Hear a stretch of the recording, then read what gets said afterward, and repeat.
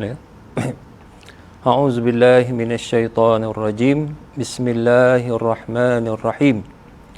Alhamdulillahi rabbil alamin wassalatu wassalamu ala asyrafil mursalin wa ala alihi wa sahbihi ajma'in.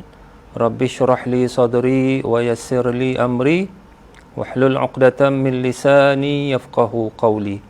Allahumma salli wa sallim wa barik ala sayyidina Muhammad tibbil qulubi wa dawaiha wa afiyatil abdani wa shifaiha wa nuril absari wa diyaiha wa ala alihi wa sahbihi wa barik wa sallim tasliman kathira. Subhanaka la ilma lana illa ma 'allamtana innaka antal alimul hakim.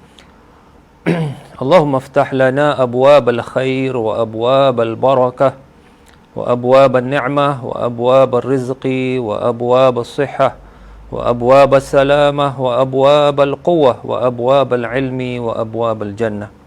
Ya Allah, bukakanlah kepada kami segala pintu-pintu rahmat-Mu, segala pintu-pintu kebaikan, keberkatan, kenikmatan. Ya Allah, bukakanlah kepada kami segala pintu-pintu rezeki yang halal, segala pintu-pintu kesihatan dan keselamatan. Ya Allah, bukakanlah kepada kami segala pintu-pintu ilmu yang bermanfaat, kesatuan umat Islam dan segala pintu-pintu syurga-Mu. Amin ya rabbal alamin. Alhamdulillah, para jemaah, para penonton sekalian, kaum muslimin muslimat, khususnya jemaah Masjid Darul Ma'mur, Assalamualaikum warahmatullahi wabarakatuh. Apa khabar para jemaah sekalian? Mudah-mudahan ramai mungkin di kalangan kita yang berpuasa hari ini. Mudah-mudahan taqabbalallahu minna wa minkum salihal a'mal. Mudah-mudahan diterima pahala puasa kita insya-Allah. Zahabaz zama' wa batallatil uruq wa thabatal ajr insya-Allah. Bagi siapa-siapa yang puasa Isnin, puasa ini pun sekarang dipanggil puasa hari putih, Ayyamul Bid, 13, 14, 15 bulan Hijrah ni. Memang ketika bulan mengambang tu digalakkan, disunatkan, amat-amat disunatkan berpuasa 13, 14, 15 Hijrah. Jadi ini pun sempena juga dengan bertepatan dengan nisfu Syaban juga. Jadi boleh niatkan semua sekali lah. Masya Allah, mudah-mudahan kita ni tak lama lagi pula akan berdepan dengan bulan Ramadan, bulan yang amat dinanti-nantikan oleh orang-orang salih dan amat tak suka oleh syaitan. Apa pasal? Nanti insya-Allah kita bicarakan. Tajuk pada hari ini para jemaah, kita teruskan pengajian kita bagaimana mendapat pahala hidup 7,000 tahun. Masya Allah, pahala hidup 7,000 tahun. Jadi tajuk kita pada hari ini sempena dengan ketibaan Ramadan, tajuk kita persiapan menuju ke syurga Rayyan. Para jemaah, tajuk kita pada hari ini persiapan menuju ke syurga Ar-Rayyan. Satu pintu syurga yang amat luar biasa. InsyaAllah kita akan bicarakan nanti. Jadi sebagai permulaan, eloklah kita mulakan pengajian kita dengan membaca surah Al-Fatihah.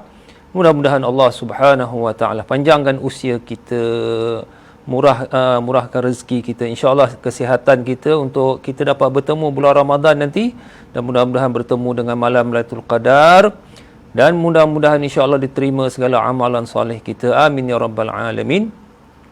Ala hazihi niyyah wa ala kulli niyatin salihah wa ila al-habibil mustafa sallallahu alaihi wasallam wa ila jami'il mu'minina wal mu'minat. Al-Fatihah.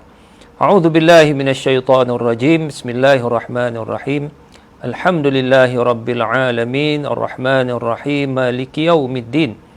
Iyyaka na'budu wa iyyaka nasta'in, ihdinas siratal mustaqim, siratal ladzina an'amta 'alaihim, ghairil maghdubi 'alaihim waladdallin. Amin ya rabbal alamin. Para jemaah rahimakumullah, inilah satu-satunya kelebihan antara kelebihan umat Rasulullah sallallahu alaihi wasallam, bulan Ramadan, bulan yang diturunkan Al-Quran dan difardukan kepada umat Islam puasa Ramadan, dan kelebihannya cukup luar biasa. Tajuk kita pada hari ini berkenaan persiapan menuju ke syurga Rayyan. Kenapa tak buat tajuk persiapan bulan Ramadan? Jadi kenapa patut tajuk persiapan menghadapi bulan Ramadan, persiapan Ramadan contohnya. Kenapa tajuk kita malam ini persiapan menuju ke syurga Ar-Rayyan? Pasal apa para jemaah? Saya pilih tajuk ni sebab kadang-kala ada setengah-setengah orang kita lah, tak semualah, segolongan, segelintir lah, ada remaja, orang yang jenis tak suka puasa. Ini ada orang ni kalau dengar Ramadan dia takut. Dia dengar saja Ramadan saja, alamak habislah, tak makan, tak minum, tak sakit lah, macam-macam penyakit timbul. Dengar Ramadan belum apa-apa dah pening kepala pula. Jadi saya tukar tajuk persiapan menuju ke syurga Rayyan, kasih semangat terutama orang-orang yang baru masuk Islam. Sekarang ni banyak orang-orang masuk Islam, Masya-Allah. Yang saya heran ni, yang ada menghina Islam, mengkeji Islam pun akhirnya pun masuk Islam juga. Jadi kita memberi semangat kepada orang-orang yang sekarang kadang masyarakat Melayu kita ada yang kadang makan sembunyi-sembunyi bulan Ramadan, ada yang makan terang-terangan pun ada. Mereka tak kisah pun. Jadi itulah saya nak kasih semangat bagi orang macam ini, bagi kita juga yang akan berdepan bulan Ramadan, bahawa kita sebenarnya menuju ke syurga Ar-Rayyan. Syurga ataupun pintu syurga yang mana tidak boleh dimasuki oleh orang lain melainkan orang berpuasa. Siapa tak puasa rugilah, besar punya rugi para jemaah. Nanti di hari akhirat bukannya suruh tak makan satu hari, cuma 14 hari, 14 jam lebih kurang kalau Singapura. Kalau dekat London tu saya tak tahulah, kerana ada masa lama juga. 15 jam kalau musim panas Jadi para jemaah, inilah kita nak bincangkan persiapan kita untuk menuju ke syurga Rayyan. Makna dia ibarat macam kalau kita hari ni nak belayar, jemaah-jemaah Darul Ma'mun hari ni siap-siap beg nak gimana ni? Saya nak masuk syurga, Masya-Allah. Happy sangat. Tapi macam mana kita buat persiapan sekarang ni? Makna kita menuju ke Ramadan, tapi sebenarnya insya-Allah kita dah buat persiapan menuju ke syurga Ar-Rayyan, yang mana ini bulan yang dinanti-nantikan oleh orang-orang soleh dan diminta doa untuk bertemu, dan paling dibenci oleh syaitan. Apa pasal pula syaitan benci sangat ni bulan Ramadan? Bukan dia puasa pun, syaitan pun tak puasa. Apa pasal dia benci? Pasal dia kena ikat. Ini yang Rasulullah SAW memberitahu bahawa syurga pula ini bulan Ramadan, syaitan-syaitan diikat. Cuma ada orang tanya, habis kalau diikat, kenapa pula saya masih ada lagi perasaan nak buat jahat, benda keburukan masih berlaku? Ini kadang-kadang bukan melibatkan syaitan. Ini dalaman ni, hati rosak, hati jahat. Jadi dia ikutkan nafsu. Nafsu ni memang kalau diikutkan memang semua jadi saja. Membunuh orang dan sebagainya, tamak, haluba. Jadi ini yang makna syaitan diikat. Dan yang paling menarik ialah pintu syurga dibuka semuanya dan pintu neraka ditutup. Sebab itu pada bulan Ramadan ni, masjid-masjid akan sering membaca Bismillahirrahmanirrahim, Asyhadu an la ilaha illallah, astaghfirullah, nas'alukal jannah wa na'udzu bika minan nar. Kami minta syurga padamu ya Allah. Kita baca 3 kali kemudian kita meminta kepada Allah dijauhkan daripada api neraka. Soalan ni pun ada orang tanya, kenapa doa ni dibaca Ramadan, kenapa bulan-bulan lain tak baca? Sedangkan memang betul para jemaah, ada hadis sahih. Siapa yang minta pada Allah Ta'ala syurga 3 kali, syurga pun akan minta pada Allah Ta'ala, ya Allah masukkan dia ke syurga. Kalau kita minta pada Allah Ta'ala supaya dijauhkan kita dari neraka, neraka pun minta pada Allah Ta'ala supaya dijauhkan kita dari neraka. Ini ada hadis sahih. Tapi kenapa dibaca pada bulan Ramadan? Sebab tu saya dah terangkan tadi, bulan Ramadan dibuka pintu syurga, ditutup pintu neraka, dan juga mudah-mudahan jugalah supaya dengan berkat bulan Ramadan ni, bulan yang digandakan pahala, mudah-mudahan insya-Allah lebih makbul sering dibaca. Jadi siapa-siapa nak baca selepas Ramadan, sebelum Ramadan, macam sekarang di Syaban, bulan Syaban boleh baca. Tapi macam lebih seronok kalau bulan Ramadan dibaca ramai-ramai. Tapi saya perhatikan ada negara jiran kita tak baca doa ni. Asyhadu an la ilaha illallah, astaghfirullah, nas'alukal jannah. Saya pergi negara jiran kita lah, tak perlu sebut negara apa pun, tak baca pun lepas sembahyang berjamaah. Jadi masing-masing lah. Jadi ini antara kelebihan masyarakat Islam Singapura, masya-Allah. Ini satu kebaikan. Baik para jemaah, kita nak bincangkan tentang Ar-Rayyan. Rayyan ni para jemaah ni bukan company apa, company kat Gelang ke apa. Ini Rayyan ni ni Rasulullah sallallahu alaihi wasallam menyebut ni bahawa satu pintu daripada pintu-pintu syurga Ar-Rayyan. Baik, sebelum kita nak terangkan sifat pintu syurga Ar-Rayyan ni, kita bincangkan tentang makna dia dulu. Ini kita nak buat percapan ni, nak masuk syurga Ar-Rayyan. Masya Allah. Kita punya, bayangkanlah kalau sekiranya kita ni sekarang dah siap-siap nak masuk syurga. Oh, happy sangat. Bayangkan sekarang Ar-Rayyan. Apa makna Rayyan? Rayyan ni dalam bahasa Arab, ialah ini satu-satu nama pintu syurga untuk orang berpuasa. Rayyan ini dia ada dua makna. Ray dia, satu maknanya orang yang minum minuman yang segar dalam keadaan yang haus. Ray makna orang yang minum dalam keadaan yang begitu, minuman yang segar dalam keadaan haus. Itu pun nama Ar-Ray. Ray makna minuman ketika haus itulah. Satu lagi makna Ar-Ray ni iaitu pohon pohon yang kehijau-hijauan yang segar, yang cantik. Itu makna Ar-Ray. Jadi ini mungkin boleh di kedua-duanya sekali lah makna nak diterangkan tentang inilah satu-satunya pintu syurga yang akan dimasuki oleh orang-orang yang berpuasa. Siapa tak puasa tak boleh masuk. Tak ada nak buat booking secara illegal ke, tak boleh. Memang tak boleh masuk orang yang tidak berpuasa. Dan sesuai jugalah dengan nama puasa. Cuma satu perkara yang aneh, tuan-tuan kalau perhatikan nama-nama pintu syurga, semua mengikut amalan dia. Contohnya, dia ada 8 pintu syurga. Rasulullah memberitahu 8 pintu, tapi darjat standard dia dalaman tu ada 100 darjat. Ada ulama kata ini 100 ni sekurang-kurang. Ada lebih lagi. Masya Allah. Jadi apa 8 pintu syurga yang mudah-mudahan insya-Allah jemaah Masjid Darul Makmur kita semua akan masuk insya-Allah. Amin ya rabbal alamin. Pertama, pintu as-solah, pintu sembahyang. Tengok, nama pintu sesuai dengan amalan. Dan satu lagi, babus sadaqah, pintu sedekah. Makna sesuai dengan amalan dia. Babul haj, pintu haji. Babul jihad, babus sabr. Semua dengan amalan dia. Melainkan satu saja, dia tak dinamakan babus siyam. Ini pintu puasa, tak ada. Tapi dinamakan babur rayyan. Ini satu persoalan yang sepatutnya kita nak kena tahu juga apa pasal. Kenapa tak dinamakan babus saum, pintu puasa? Sebabnya para jemaah nanti insya-Allah kita akan baca dalam buku ni, Pahala Hidup 7,000 tahun. Inilah satu-satu amalan ibadah kita, rukun Islam kita ni, yang mana lain dengan yang lain. Ibadah sembahyang, ibadah zakat, ibadah haji, lain semua berbeza dengan ibadah puasa ni. InsyaAllah akan diterangkanlah perbezaan dia apa. Sebab itu kerana perbezaan ni banyak, kelebihan ni banyak, dinamakan pintu syurga dia pun tak dinamakan as-saum, tapi ar-rayyan. Makna dalaman dia tak tahu macam mana. Dan yang paling menarik di sini adalah Rasulullah sallallahu alaihi wasallam menyebut bahawa apabila semua orang-orang yang berpuasa dah masuk, maka ditutup, dikunci, tak boleh masuk lagi. Jadi ini membayangkan kepada saya lah. Saya kadang-kadang tengok, perhatikan. Ini menunjukkan ini pintu Ar-Rayyan syurga ni dia eksklusif. Dia tak ada macam boleh open house. Sebab saya terbayang tentang open house ni pasal ada hadis juga menerangkan bahawa nanti ada saudara-saudara yang rindu contohnya kepada kawan-kawan dalam syurga ni, nanti boleh ziarah sana, ziarah sini. Melainkan syurga Ar-Rayyan tak boleh masuk melainkan orang yang berpuasa.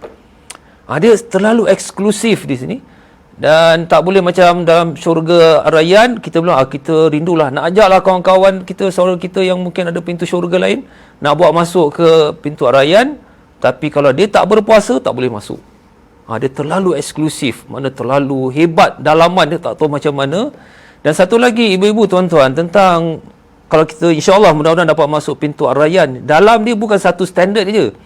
Dia ada standard-standard, sebab itu dipanggil ada 100 darjat, mi'atu darajah. Dalam syurga ni ada 100 darjat. Setiap satu darjat ni antara langit dan bumi, jauh, besar, luas. Dan apa lagi? Dan diibarat macam ginilah. Sebab dulu ada orang tanya juga, habis kalau masuk pintu syurga, habis semua standard sama tak? Dalaman dia standard berbeza. Saya kasih contoh, kalau nak mudah faham lah, kalau untuk rakyat Singapura ni lah, ini kita nak faham sedikit. Sebab syurga ni kita tak boleh samakan dengan keadaan dunia, tapi nak kena faham sedikit. Iaitu kalau masuk pintunya tu, nanti dalaman ni berbeza, ibarat macam masuk rumah kondo. Macam ni lah kita nak faham. Kita masuk rumah kondo. Rumah kondo ni ada 2 bilik 1 hall, ada 3 bilik 1 hall. Ada yang rumah penthouse, ada yang rumah hebat atas dia. Ada yang rumah atas ni paling mahal dan sebagainya. Jadi ini yang kita nak gambarkan. Kalau misalnya ada orang tanya, jadi standard dalaman ni berbeza. Pintunya mungkin sama, tapi standardnya berbeza. Dan satu lagi para jemaah, Rayyan ni menurut hadis, dia punya pintu dia saja 40 tahun perjalanan. Rasulullah SAW menyebut antara pintu syurga ni Ar-Rayyan ni 40 tahun perjalanan, ibarat tak tahu macam mana, perjalanan seperti biasa ke ataupun berkenderaan ke, atau mungkin zaman sekarang saintis kata perjalanan speed of light, perjalanan secepat cahaya yang kilat. 40 tahun jadi bayangkanlah dia punya luas dia punya dalaman dia, dan dia punya warna, keindahan, kecantikan, yang mana Al-Quran menyebut fala ta'lamu nafsun ma ukhfiya lahum min qurrati ayun. Al-Quran mengatakan bahawa akan disiapkan bagi dalam syurga ni, Ar-Rayyan terutamanya eksklusif ni, ma ukhfiya lahum, disembunyikan daripada kita ketahui sebagai surprise apa yang disiapkan oleh Allah Subhanahu wa taala. Kita tak tahu. Dan saya dengar ada satu orang hamba Allah ceritalah, ni ada orang soleh, dia bermimpi dengan orang yang orang soleh dah meninggal. Tanya, macam mana kamu, keadaan kamu dah meninggal? Kata dia melihat keadaan hidup di alam yang lebih luas tidak ada di dunia. Mana kenikmatan yang dia alami selepas dia meninggal dunia tidak ada di dunia. Nikmat luar biasa. Walaupun ini mimpi, tapi itulah nak kasih gambaran sebagaimana Al-Quran menyebut ma ukhfiya lahum, Allah Ta'ala siapkan syurga yang kita tak tahu macam mana nikmat kurniaan Allah Subhanahu wa Ta'ala. Ma la ainun ra'at, Rasulullah menyebut ma la ainun ra'at, makna dunia kita biasa nampak. Kerana dunia kita tengok ni kotor lah, busuk lah, sana syurga semua tak ada, busuk, kotor semua tak ada. Dan tidak ada orang kata tercekik tulang. Ini sering kali kalau makan ikan ke, boleh sakit perut, pening kepala, semua tak ada. Tak ada penat pula lagi. Dan satu lagi, la yatamakhatun wa la yataghawwatun. Lebih kuranglah hadis, makna dalam syurga ni tak ada buang air besar, tak ada buang air kecil, tak ada ludah. Dan habis kita makan ni sampai tak kenyang-kenyang ke? Dan dia punya macam mana nak keluar barang benda ni semua ni, iaitu Rasulullah kata dia pergi sedawa dah. Itu saja kita punya, ibarat kalau dunia buang air besar, buang air kecil, jadi kat akhirat tu dalam syurga ibarat macam gitu dah. Makna dah habislah hadam makanan. Bayangkan nanti Ramadan, saya nak bayangkan sedikit sebelum saya nak baca buku ni. Bayangkan nanti time berbuka puasa ni, kalau kita pergi Gelang ni saya nak gambarkan sedikit, walaupun nikmat syurga ni memang tak boleh nak gambarkan. Bayangkan ketika Ramadan sedang haus, tengah lapar, pergi Gelang. Tengok macam mana keadaan kita. Kita nampak ni makanan kita nak. Kita nak nampak bandung kita nak. Nampak teh tarik kita nak. Kita nampak ini minuman, tak macam-macam minuman sekarang kita nak. Kita beli. Lepas makanan, deng-deng lah, apalah, Ramli Burger. Burger Ramli lah, Burger King semua adalah. Semua kita nak. Tapi mana boleh habis, makan sikit dah kenyang. Tapi dalam syurga, ini saya nak bayangkan dalam syurga, dalam keadaan kita nak makan, haus, semua kita boleh makan. Dan tidak ada sakit perut, tak ada penat, tak ada nak buang air besar, makan terus. Sebab itu ada pendapat tafsir mengatakan ketika dalam syurga nanti, kita punya macam mana kita makan ni, tiba-tiba kita beralih kepada nikmat lain. Apabila kita ternampak benda lain, barulah kita stop makan, stop minum, pergi tempat lain pula lagi. Begitulah berterusan hidup dalam keadaan kenikmatan. Para jemaah, ini berkenaan Rayyan ni lah. Jadi tajuk kita persiapan menuju ke syurga Rayyan, ini sebagai memberi semangat kepada terutama saya, para jemaah sekalian, untuk bergembira lah mana nak masuk syurga Rayyan. Walaupun secara hakikat ni kita kena berpuasa. Jadi itulah kelebihan yang cukup besar Ar-Rayyan, dan tempat yang sungguh istimewa. Baik, saya bacakan di sini muka surat 204, iaitu tajuk menggandakan pahala puasa. Ini adalah kelebihan besar, eksklusif lagi, tempat yang paling cantik, makna syurga para jemaah. tempat yang mana kita idam-idamkan, tak tahulah macam mana kita di sana. Di sana tak ada makeup, tak ada vaksin, tak ada covid, semua tak ada, semua habis. Dalam kehidupan yang begitu nikmat kemewahan. Jadi kita dah lah, puasa tu kelebihan besar. Ini cara pula nak menggandakan pahala puasa supaya kita dapat lagi banyak pahala puasa. Walaupun orang lain puasanya sebulan, 1 bulan 30 hari 29 hari, nanti insya-Allah kita kalau boleh nak di sisi Allah Taala seolah-olah kita puasa Ramadan 100 hari, 500 hari di sisi Allah Taala. Macam mana? Ini kita baca di sini muka surat 204, menggandakan pahala puasa. Ramai daripada kita mungkin pernah terdengar atau membaca buku bahawa di antara pintu-pintu syurga yang dijanjikan oleh Allah Subhanahu wa taala kepada hamba-Nya ialah Ar-Rayyan.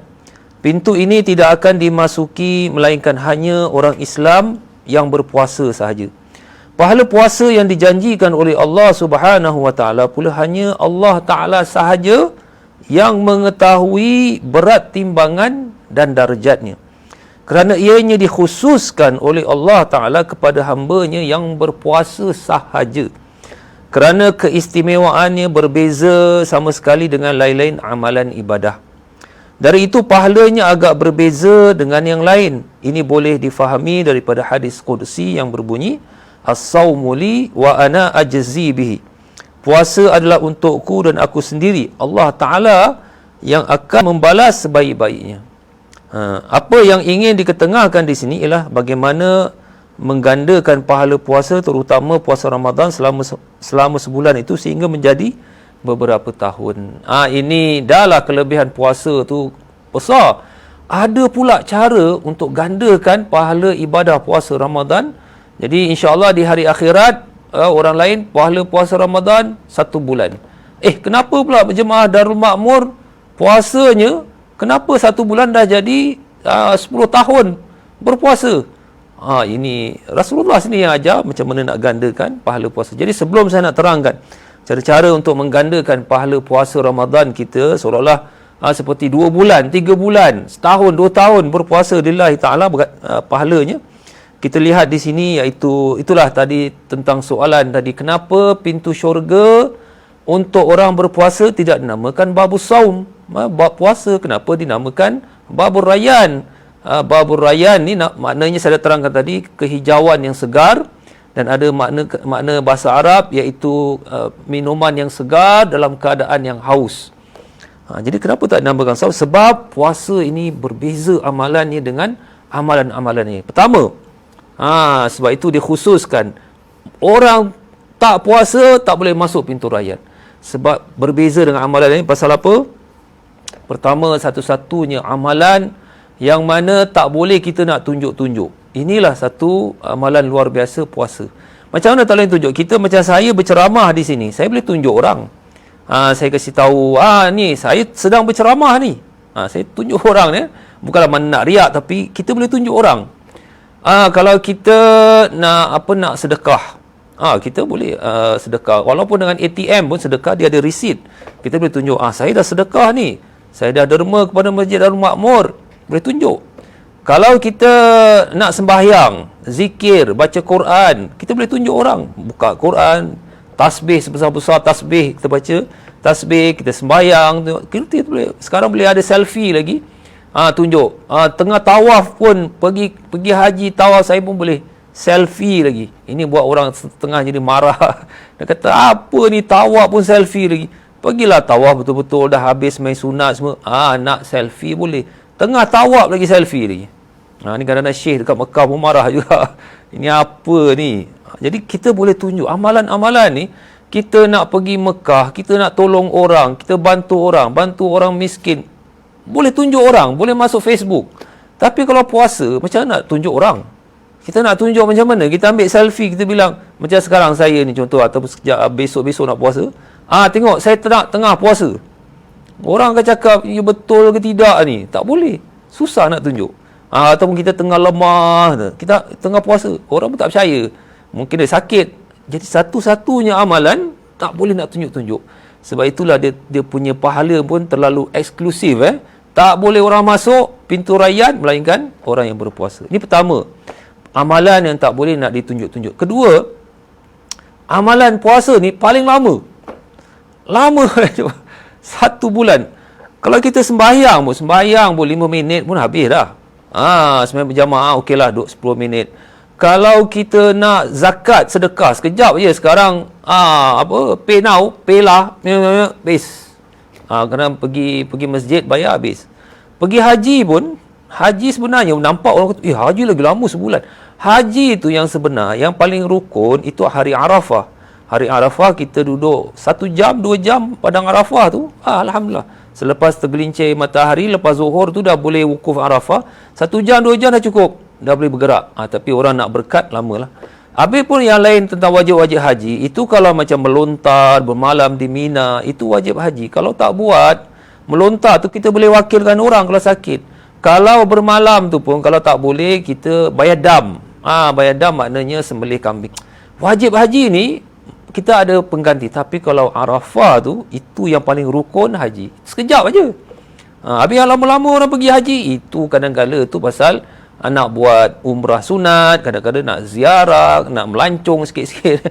Jadi sebab tu jadi sebulan, kadang-kadang pun pasal nak shopping. Jadi puasa ni lama. Bayangkan para jemaah, 14 jam ini Singapura. Kalau di barat, kalau musim panas, bulan 4, bulan 5 ni dia punya lama. Sahur, dia punya subuh dia pukul 4 pagi. Bayangkan, 3:30 pagi. Saya pernah juga dulu sikit hari. Alhamdulillah dapat juga pergi negara barat. Musim panas pun dia panas pun sejuk juga. Dia punya sahur 2:30, subuh pukul 3. Tak silap subuh pun 2:30, 2:45, pukul 3 lah letak. 3 pagi subuh, 2:30 makan lebih kurang. Lepas tu dia pergi buka puasa, bukan macam kita 7 suku. Dia punya maghrib pukul 9 suku. Itu jam saya tengah macam belasan tahun okey juga. Tapi ada di kalangan ulama di sana kata bagi mereka yang tak mampu boleh. Boleh dia macam mana? Tak perlu sebelum subuh sahur. Sebelum terbit matahari dah boleh start puasa. Makna lepas subuh boleh makan lagi. Terbit matahari jangan makan. Padahal kita memang tak boleh, tapi kerana nak sesuaikan pasal time terlalu lama Jadi makna subuh pukul 3, naik matahari pukul 4, pukul 4 dah tak boleh makan. Habis maghrib, bagi mereka yang tak mampu nak buka 9 suku, maghrib malam macam mana? Ada yang kata pukul 8 dah boleh buka, sebab sesuai dengan keadaan yang orang-orang negara Asia macam itu sesuai lah. Ini mana tidak memberatkan. Tapi ada orang, alhamdulillah boleh mampu. Jadi ini satu amalan yang ibadah yang terlalu lama. Kemudian tahan dia punya haus dia punya lapar dia, ya Allah. Sebab itu ada seorang hamba Allah ni, dia ceritalah, dia kata puasa ni kalau tak makan saya boleh tahan. Tapi kalau tak minum tak boleh tahan. Sebab itu memang Ar-Rayyan pintu syurga dinamakan Ar-Rayyan sebab maknanya apa? Minuman yang segar dalam keadaan yang haus. Asal tak disebut dengan makanan ke, tapi nama Ar-Rayyan. Sebab itulah puasa orang boleh tahan tak makan. Tapi kalau tak minum ni orang banyak yang tak boleh tahan. Hadis sesuai dengan nama Ar-Rayyan juga. Para jemaah rahimakumullah. Jadi ini antara amalan makna puasa tadi saya dah terangkan, amalan yang kita tak boleh nak tunjuk. Yang kedua, amalan yang paling lama. Dan yang ketiga apa dia para jemaah?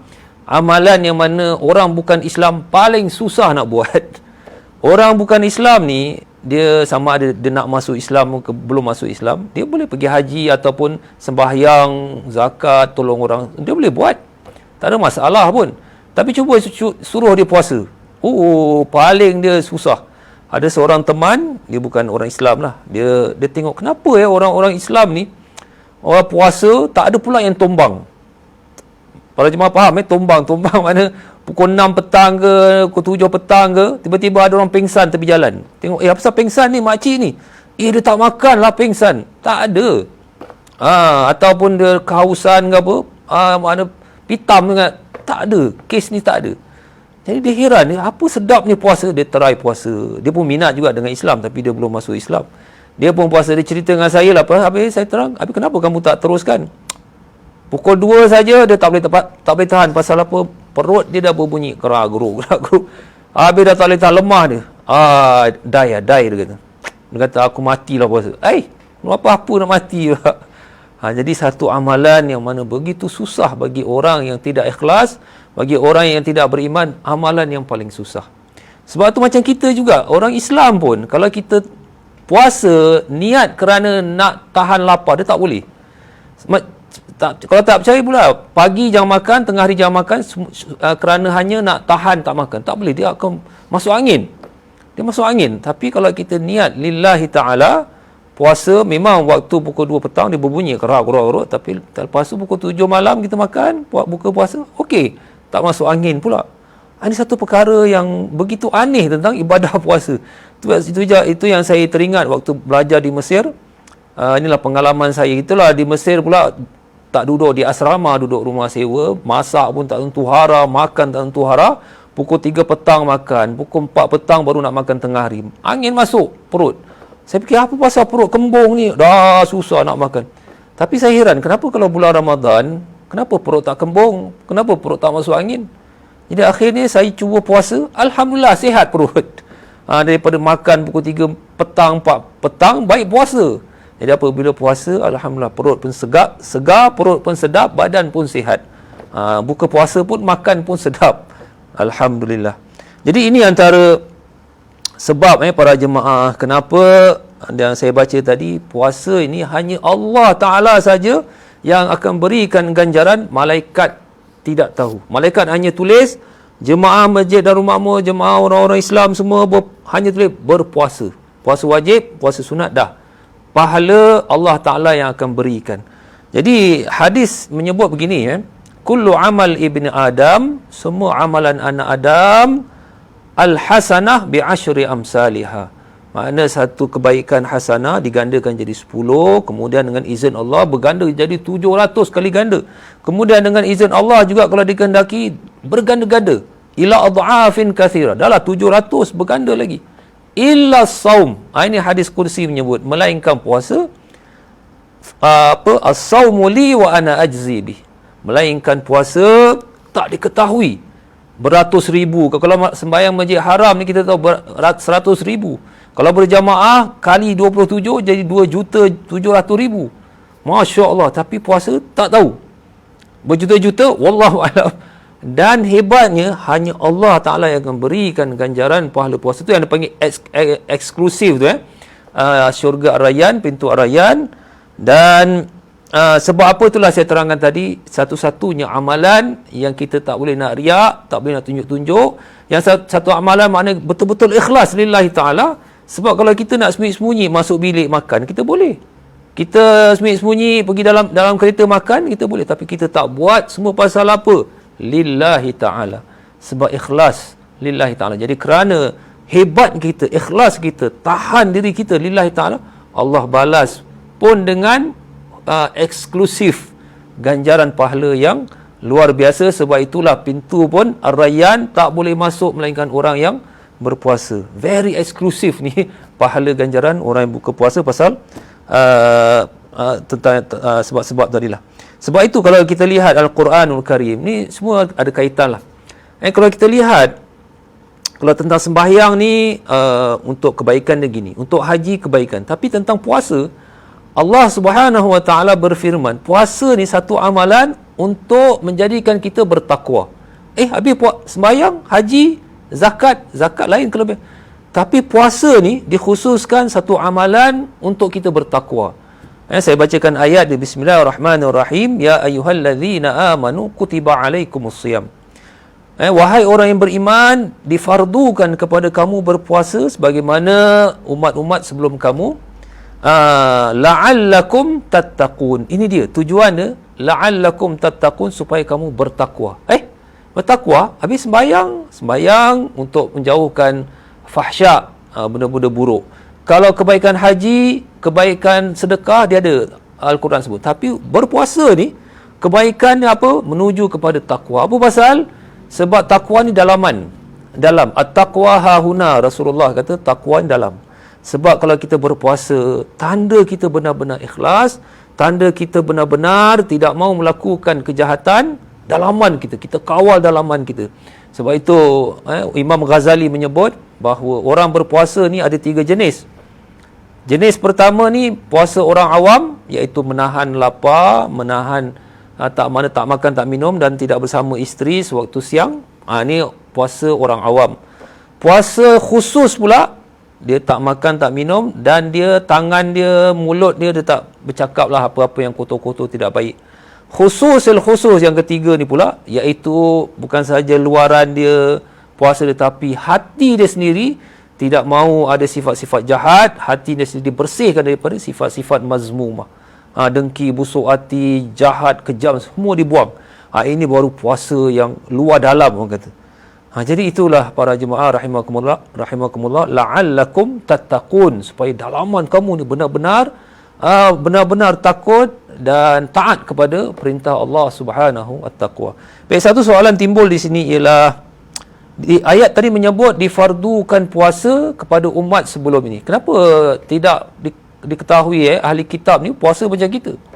Sebabnya para jemaah, kita tahulah Nabi Musa alaihissalam, Nabi Isa alaihissalam, kadang-kala diwajibkan puasa untuk umat dia, tapi kadang umatnya degil.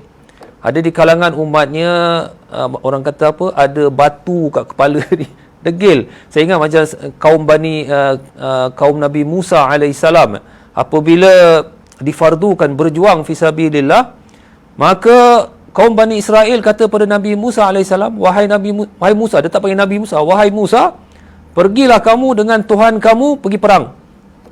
Biarlah kami duduk kat sini. Tengok, dia suruh Tuhan dengan Nabi Musa pergi perang, dia nak duduk relax je. Mana adabnya? Jadi kita umat Rasulullah sallallahu alaihi wasallam, masya-Allah, kitalah satu-satunya umat yang mengikut perintah Islam. Puasa, haji, semai. 5 tak ada boleh jadi satu, tak ada. Tapi umat sebelum ini, ya Allah, kerana degil dengan nabi-nabi mereka. Jadi itulah para jemaah, dah 8.20, sebentar lagi waktu Isyak.